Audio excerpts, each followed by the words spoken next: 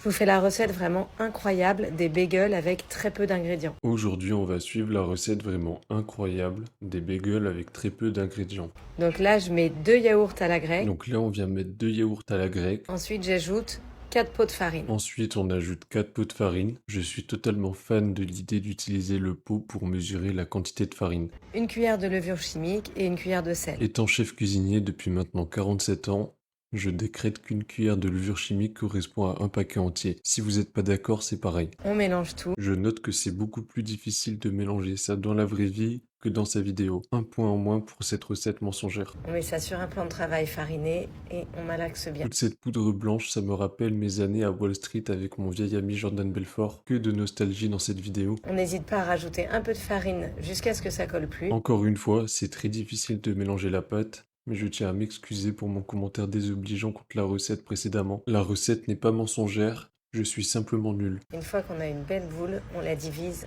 en 4. On prend le temps de diviser notre belle boule en 4. Et maintenant, on va former les bagels. Donc on fait des petits boudins et ensuite une forme de bagel. J'ai envie de faire des bagels, alors je vais suivre la recette jusqu'au bout, mais c'est vrai que je n'étais pas très à l'aise avec cette partie de la recette. Si vous voyez une quelconque allusion, c'est que vous êtes seulement des gros pervers. Personnellement, je n'en vois aucune. On les met sur une plaque qui va au four. On les met sur une plaque qui va au four. On badigeonne avec un peu d'œuf pour la dorure. Je n'ai pas de pinceau adapté à la cuisine, alors je vais juste les badigeonner avec mes mains. Et là, j'utilise mon seasoning que j'ai ramené de New York. Donc c'est sel, sésame, ail et oignon. C'est trop bon. Et là, j'utilise mon seasoning que j'ai trouvé au fond de mon placard.